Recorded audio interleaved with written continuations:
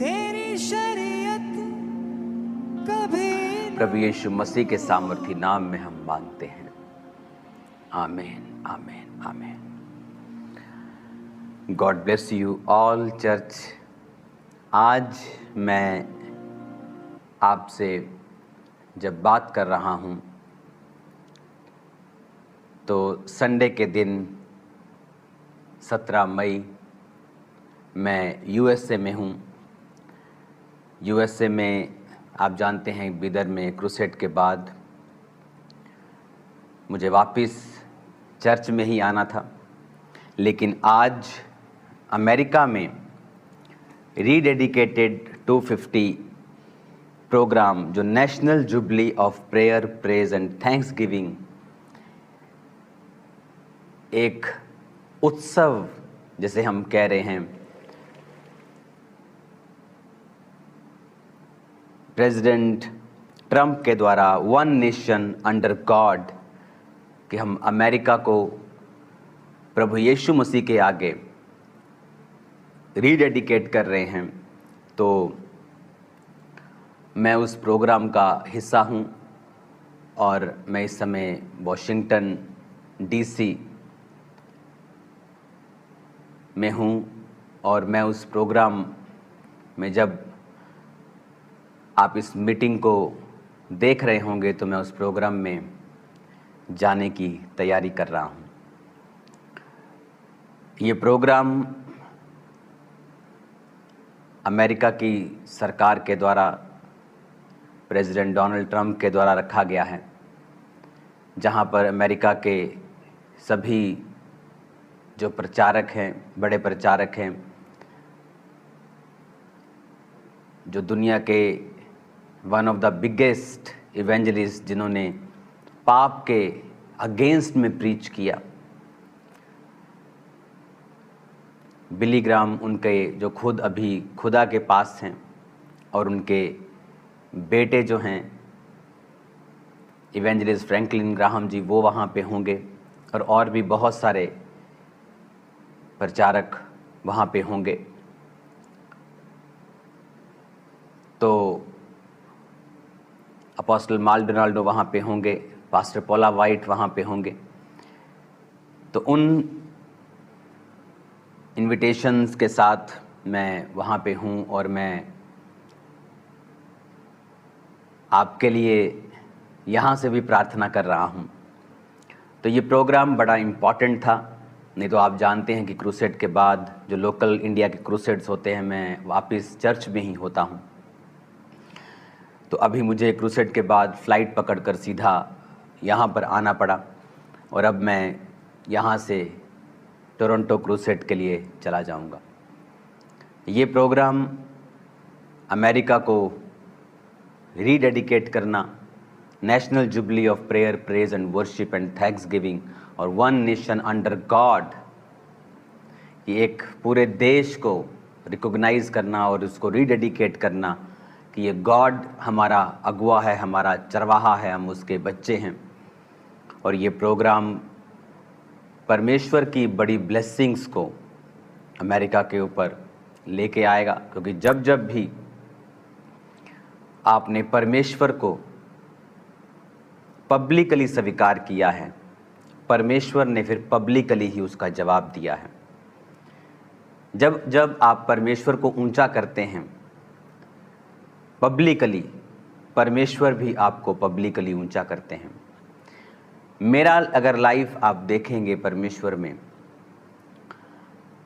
मेरी लाइफ का ये सिद्धांत था, चाहे मैं एक दिन पुराना मसीही हूँ, चाहे मैं आज 22 साल पुराना मसीही हूँ, मैंने हमेशा परमेश्वर को पब्लिकली महिमा दी है। जब आप अपनी लाइफ की कोई टेस्टिमनी देते हैं, इसका मतलब ये नहीं होता कि आप 100% दुखों से फ्री हैं। उस समय जब मैं नशों की गवाहियों को देता था तो उस समय मैं बीमार भी था, लेकिन नशों से तो आज़ाद प्रभु ने किया था, ये सच्चाई थी। आप झूठी गवाही नहीं दे सकते। तो मैं गवाही देता कि परमेश्वर ने मुझे नशों से आज़ाद किया और उसको पब्लिकली मैंने ग्लोरीफाई किया, और परमेश्वर ने उन बीमारियों से भी मुझे आज़ाद किया। डिप्रेशन से आज़ाद किया 2005 में, जो कि मसीह में आने के बाद उल्टा बढ़ गया था, लेकिन मैंने खुदा के नाम को पब्लिकली ग्लोरीफाई किया है। It's a secret. जब आप खुदा के नाम को पब्लिकली क्लेम करते हैं, देन गॉड ये सोचता है कि इट्स नाउ माई रिस्पॉन्सिबिलिटी, ये मेरा अब रिस्पॉन्सिबिलिटी है कि इसको मुझे प्रोटेक्ट करना है और इसको ऊंचा करना है। आज जब लोग घबराते हैं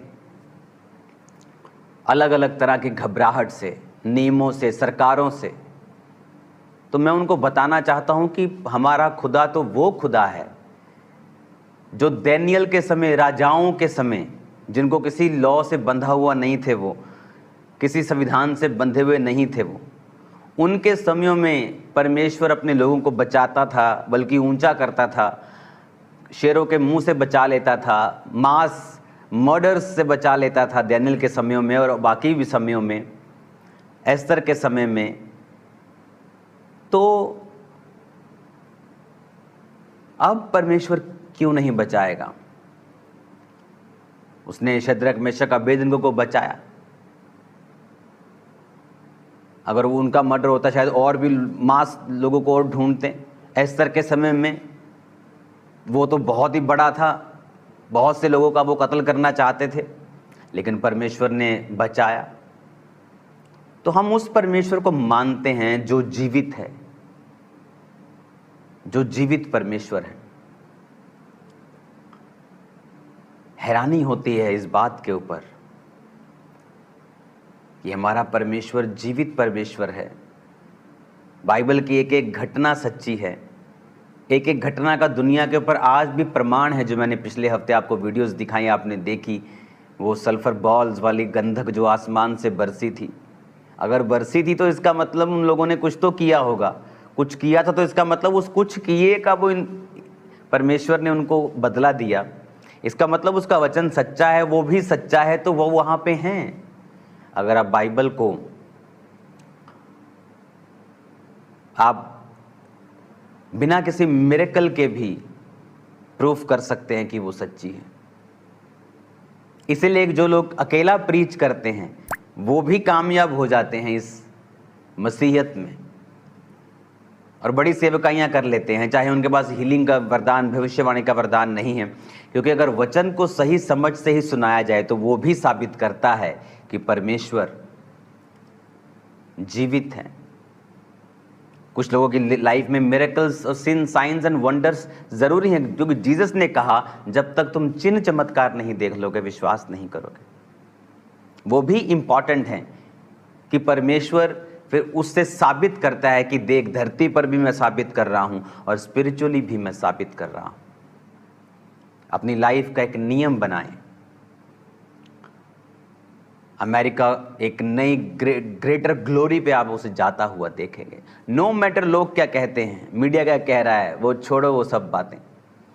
मैं आपको सच कह रहा हूं, अंदर की बातें आपको बता रहा हूं। क्योंकि जो आप पब्लिकली गॉड को ग्लोरीफाई करेंगे, आपकी अपनी लाइफ को भी परमेश्वर ग्लोरीफाई करेंगे। मेरी लाइफ में मैंने ऐसा प्रैक्टिकल वन टाइम नहीं, थाउजेंड्स टाइम देखा है। तो लोग बोलते हैं मुझे बपतिस्मा नहीं लेना है, बपतिस्मा लेंगे तो रिश्तेदार क्या बोलेंगे। वो गॉड को ग्लोरीफाई नहीं करते। और आप देखो उनकी लाइफ्स में अटैक्स रहते हैं, बंधे हुए रहते हैं। वो उनको पब्लिकली परमेश्वर ऊंचा नहीं करता, क्योंकि परमेश्वर कहता अगर तुम शर्माओगे लोगों के सामने मुझे अपना कहने से, मुझे भी शर्म आएगी, मैं भी शर्म करूंगा कि ये वही है, ये वही है।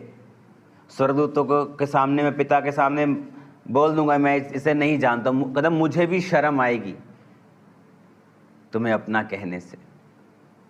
जो नहीं लजाएगा कहता मैं भी नहीं लजाऊंगा और बोल दूंगा ये मेरा है। Don't touch him.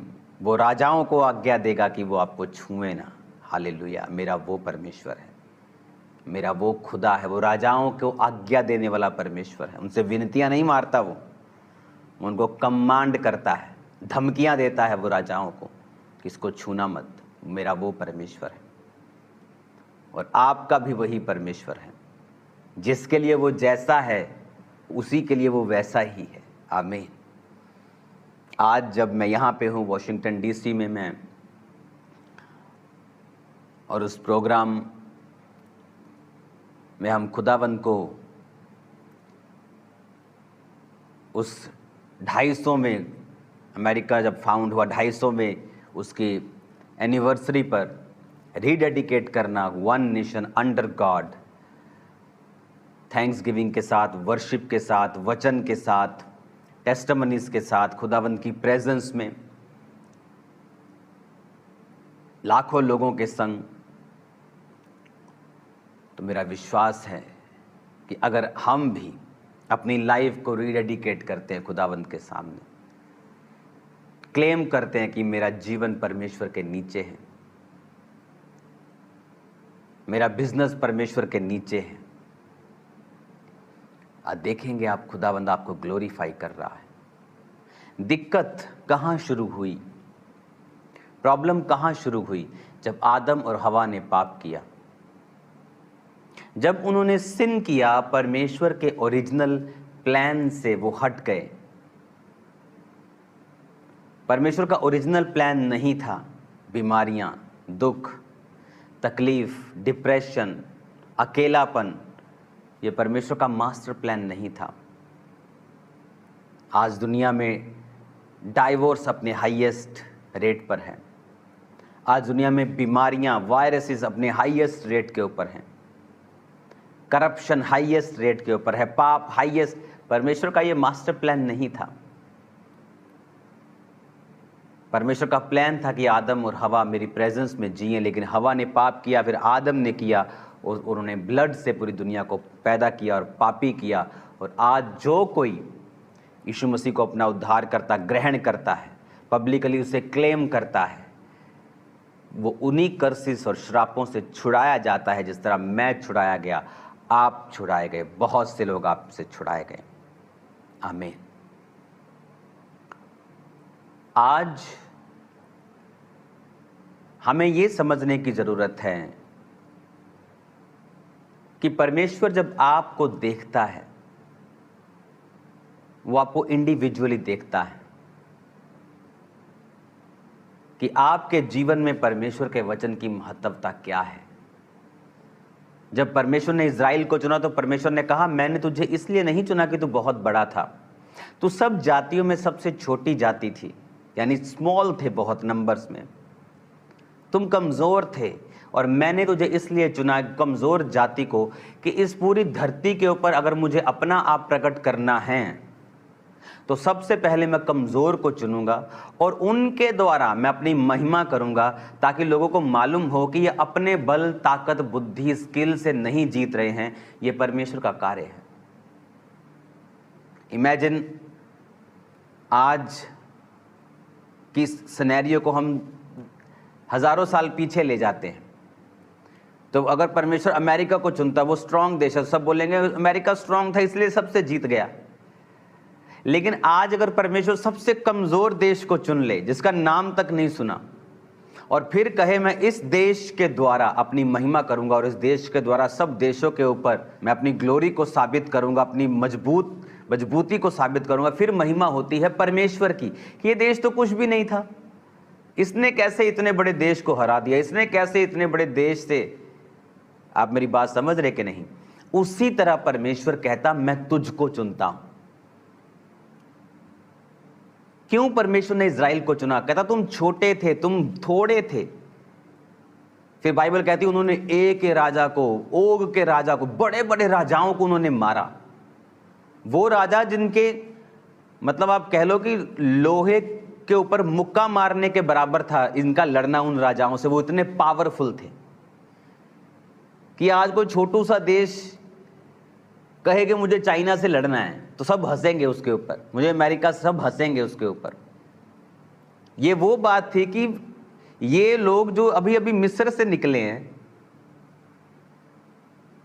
ये लेबर क्लास सभी लोग जो मिस्र से निकले हैं, लेबर करते थे, वहां ईंटें बनाते थे, ये कैसे राजाओं को मार रहे हैं?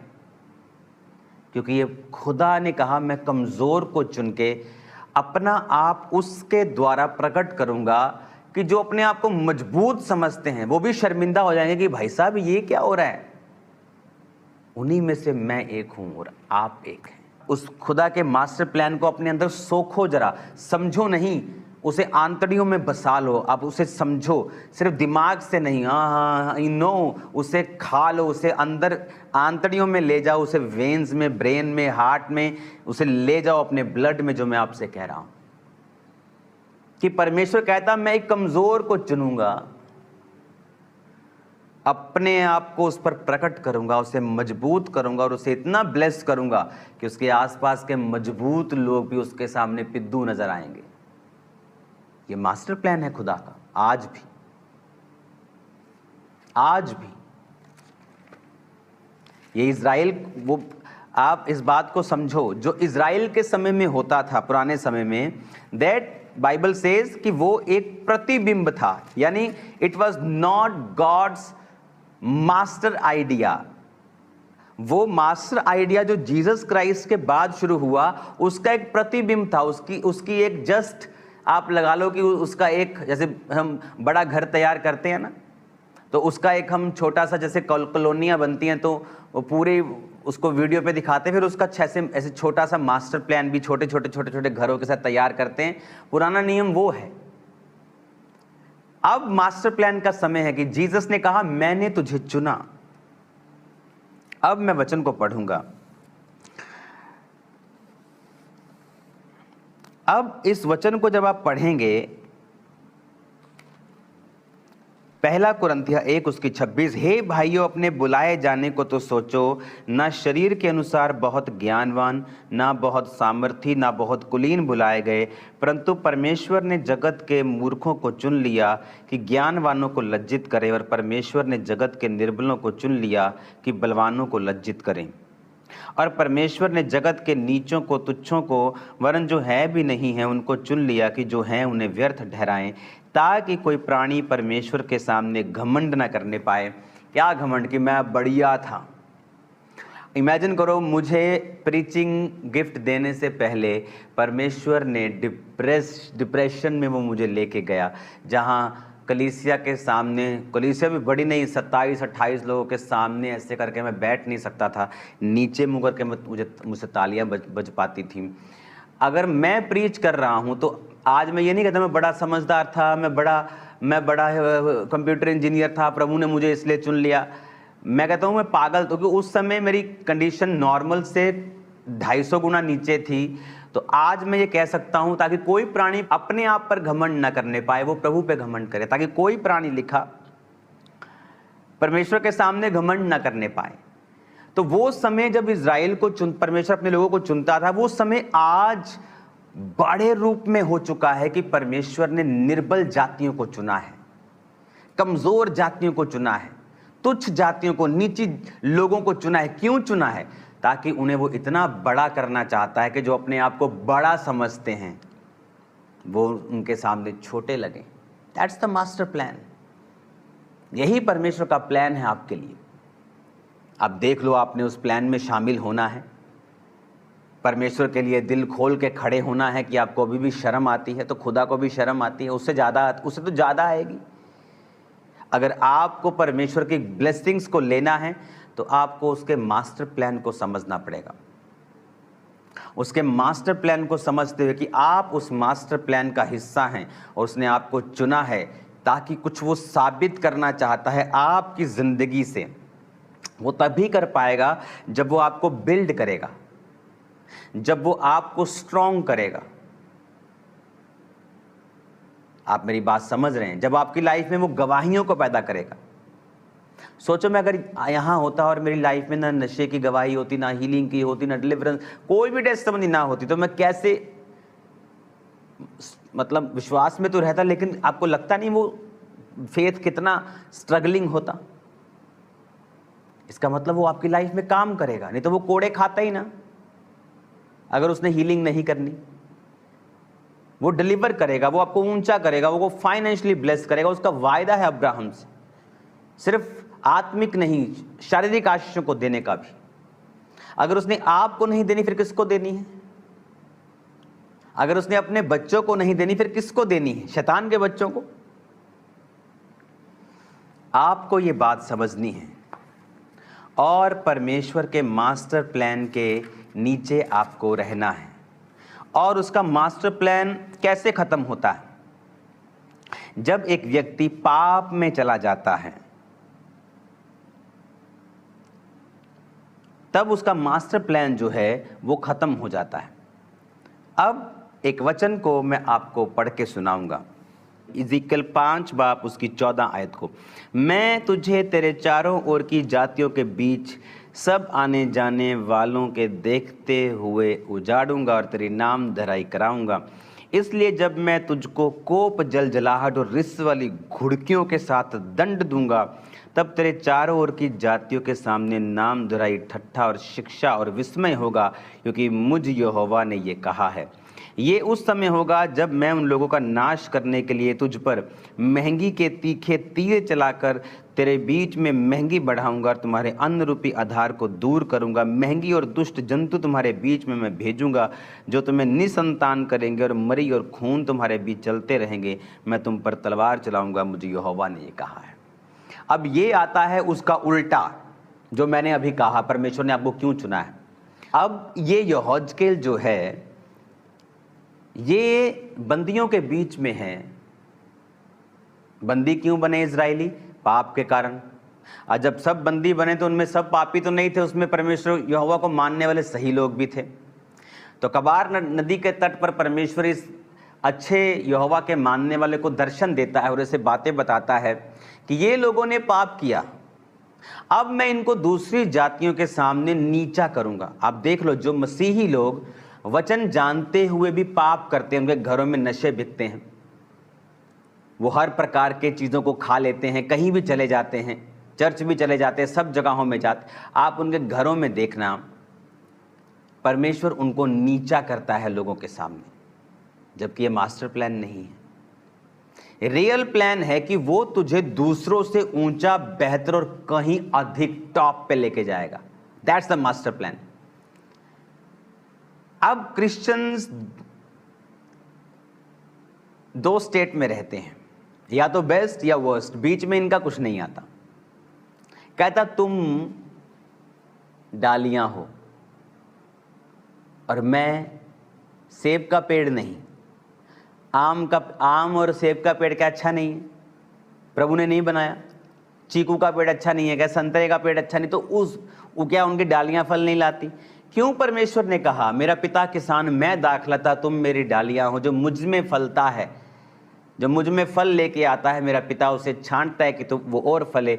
जो मुझ में नहीं फलता, मेरा पिता उसे काट देता है। क्यों दाखलता है? क्यों अंगूरों की बेल ही क्यों बोला? क्योंकि अंगूरों की बेल अगर फल लाए तो सबसे बेस्ट है। फिर उसके जूस हाईएस्ट क्वालिटी के दुनिया में करोड़ों रुपए के बिक जाते हैं। आम का जूस आपने नहीं देखा होगा करोड़ों में बिकता, अंगूरों के जूस आपने देखे होंगे। जरूरी नहीं वो वाइन ही हो, बहुत सारी चीज़ें हैं जो बिकती हैं, जरूरी नहीं वो नशीली हैं तो बिकती हैं। और परमेश्वर ने कहा लेकिन अगर वो सूख जाए, टहनियाँ, उनका फर्नीचर नहीं बन सकता। आम का पेड़ सूख गया, चलो बैट बल्ले बना लो, फर्नीचर बना लो, डाइनिंग टेबल बना लो। लेकिन अगर दाखलता, अंगूरों की बेल सूख गई, टहनियाँ सूख गई, तो उससे कुछ नहीं बनता, वो जलाने के काम आती।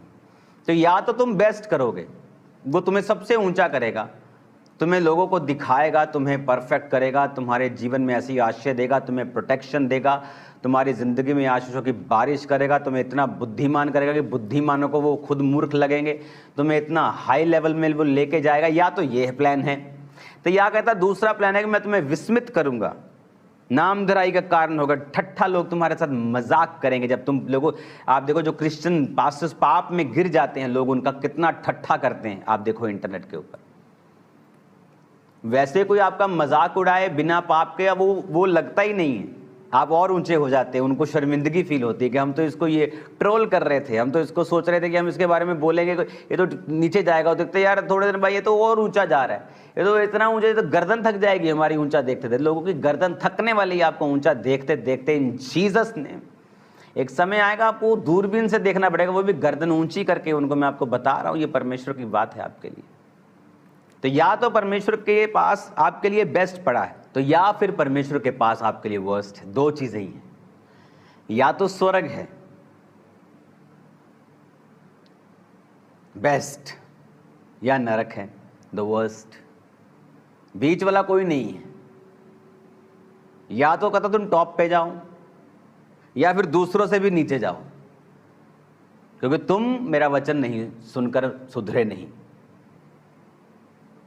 या टॉप पे जाओ, उसने कहा नहीं तो मैं तुम्हें ठट्ठा होने का, विस्मय होने का, घुड़कियों के साथ, धमकियों के साथ, कोप, जल जलाहट, तुम्हें दंड दूंगा, महंगी होगी, तुम्हारे फाइनेंस के ऊपर ट्रबल होगा, तुम्हारे बच्चों के ऊपर तलवारें चलेंगी। उसने कहा मरी होगी, महंगी होगी, फाइनेंशियल प्रॉब्लम्स होंगी, बीमारियां होंगी, अलग अलग तरह के डिप्रेशंस होंगे। उसने कहा तो या कहता वर्स्ट है, तुम चुनो। कहता तुम्हें क्या चाहिए, बेस्ट चाहिए कि वर्स्ट चाहिए? हमें चुनना है कि हमें क्या चाहिए। परमेश्वर का यह मास्टर प्लान है। कहता महंगी दुष्ट जंतु भेजूंगा, मरी खून तुम्हारे बीच चलते ही रहेंगे, ट्रबल्स ही कहता रहते होंगे। क्यों? वे वचन कहता है। और जब हम वचन को इग्नोर करेंगे, हम अपनी बीमारियों, अपनी मुश्किलों का कारण हम खुद ही रहेंगे। हालेलुया। अब एक वचन को मैं पढ़ूंगा, और ये वचन होगा इब्रानियों की पुस्तक, उसकी 4 आयत में। मैं 1 से पढ़ता हूं ताकि आपको उसका फुल सिनेरियो समझ आए। कहता इसलिए आओ मसीह की शिक्षा की आरंभ की बातों को छोड़कर हम सिद्धता की ओर आगे बढ़ते जाएं, मरे हुए कामों से मन फिराने, परमेश्वर पर विश्वास करने, बपतिस्मा हाथ रखने, मरे हुओं में से जी उठने, अंतिम न्याय की शिक्षा रूपी नींव फिर से ना डालें। यदि प्रभु चाहे तो हम यही करेंगे। क्योंकि जिन्होंने एक बार ज्योति पाई है, जो स्वर्गीय वरदान का स्वाद चख चुके हैं और पवित्र आत्मा के भागी हो गए हैं, और परमेश्वर का उत्तम वचन और आने वाले युग की सामर्थ्य का स्वाद चख चुके हैं, यदि वे भटक जाएं तो उन्हें मन फिराव के लिए नया बनाना अनहोना है, क्योंकि वो परमेश्वर के पुत्र को अपने लिए क्रूस पर चढ़ाते हैं और प्रगट में उसके ऊपर कलंक लगाते हैं। जो अभी ध्यान से पढ़ना। अब पौलुस कह रहा है कि हम अब बेसिक शिक्षा को छोड़कर, ले हैंड हीलिंग, वो ये नहीं कह रहे ऐसे बंद कर दो, बल्कि कहता आओ अब हम ग्रो करें। हम समझ गए हैं जीसस क्राइस्ट परमेश्वर है, पर आओ अब हम फ्रूटफुल हों, कैरेक्टर में, चरित्र में, काम करने में। सिर्फ बातें ही ना करें इंटरनेट पे मसीह की हम, कि हम बहुत धर्मी हैं, हमारे जैसा कोई धर्मी नहीं है, बाकी सब पागल ही हैं। कहता काम करके दिखाओ, रूहें बचा के दिखाओ, फ्रूट से, अपने फलों से कार्य करो, उसने कहा। अब कहता 7 आयत में, जो भूमि वर्षा के पानी को जो बार बार उस पर पड़ता है, पी पी कर जिन लोगों के लिए वह ज्योति बोई जाती है, उसके काम का साग पात उपजाती है, तो वो प्रभु से आशीष पाती है। यदि वो झाड़ी ऊंट कटारे उगाती है, तो निकम्मी और श्रापित होने पे है, और उसका अंत जलाया जाना है।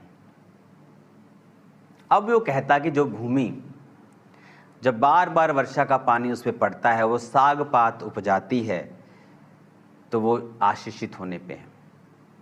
कहता अगर तुम्हारा जीवन जो बार बार पानी तुम पे पड़ता है, वचन का पानी तुम पे पड़ रहा है अभी भी, आपको क्या लगता है कि मैं आपको वचन दे रहा हूं? प्रभु का आत्मा आपको वचन दे रहा है, वो आपको भी दे रहा है और मुझसे भी वो बात कर रहा है। मैं, ये वचन मेरे लिए भी है। कहता अगर तुम वचन सुन सुनकर अब साग पात उपजाते हो, लोगों के काम आते हो, तो कहता आशीषित होने पर। लेकिन अगर तुम ऊंट कटारे उगाते हो, कि वचन सुनकर भी व्यभिचारी हो, कि मैंने तो हूं नहीं प्यार मिला, ऐसे लोग भी हैं, व्यभिचार करते बोलते मुझे प्यार मिला। अभी चर्च में व्यभिचार, लोगों के लाइफ में ऐसे भी हैं, चर्च आते हुए व्यभिचारी भी हैं। इमेजिन करो किस आग के वो वेट कर रहे हैं, किस नर्क के भागी वो होंगे। पौलुस कहता है ऐसे पापों पर तुम उलाहना नहीं देते हो बल्कि घमंड करते हो कि मुझे तो प्यार मिला है अभी। और दोनों अपने अपने घरों में शादीशुदा हैं या अनमैरिड हैं, उसमें से कई लोग, लेकिन दोनों पति पत्नी नहीं। आप कैसे कहता परमेश्वर की आशीषों को ले सकते हो? कहता तुम्हारा अंत जलाया जाना है, कि तुम वचन सुनकर भी ऊंट कटारे उगा रहे हो और प्रभु को फल नहीं दे रहे हो। कहता मैं आता हूं फल पाने की इच्छा से, और जब तुम फल नहीं लाते फिर तुम्हारा कुछ बैट बल्ला नहीं बनेगा, तुम सीधा जलाए जाओगे। या तो बेस्ट करोगे या वर्स्ट करोगे, या तो सबसे ऊपर या सबसे नीचे, बीच का कोई स्थान नहीं। या तो स्वर्ग जाओगे। तुम सोना देखते हो तो कितना ग्लोरियस लगता है ना, वो छोटी सी इयरिंग, छोटी सी मुंदरी कितनी ग्लोरियस लगती। सोने की सड़कें हैं, रियल सोने की सड़कें, रियल वाले की। स्वर्ग इमेजिनरी नहीं है, आप आत्मा में है, इमेजिनरी वर्ल्ड नहीं है वो, इससे रियल है वो, इससे रियल वर्ल्ड है स्वर्ग। वहां रंग बिरंगे पानी है, मैंने देखे हैं, एक दर्शन मैंने देखा था स्वर्ग, रंग बिरंगे वाटर्स हैं वहां। सो ब्यूटीफुल, इतना मार्वलस, ग्लोरियस है। सोने की, रियल सोने की सड़कें इमेजिन करो, और बड़ी बड़ी खुली खुली बड़ी सड़कें सोने की, कैसा होगा वो? या तो कहता बेस्ट में जाओ तो या आग की झील, नरक के बाद फिर लास्ट डेस्टिनेशन आग की झील, जहां कीड़ा नहीं मरेगा, जहां दर्द कम नहीं होगी, जहां मृत्यु भी नहीं आएगी। जब वो खाना पकाते वक्त लग जाती है ना हाथ में, वो गर्म लगता है एकदम से, ऐसे करता है आदमी। सोचो वो गर्मी, उससे कई हजार गुना, लाख गुना गर्मी लगातार आपको लग रही है, और आप मर नहीं रहे हैं, लेकिन वो पेन हो रही है, लेकिन मर नहीं रहे हैं।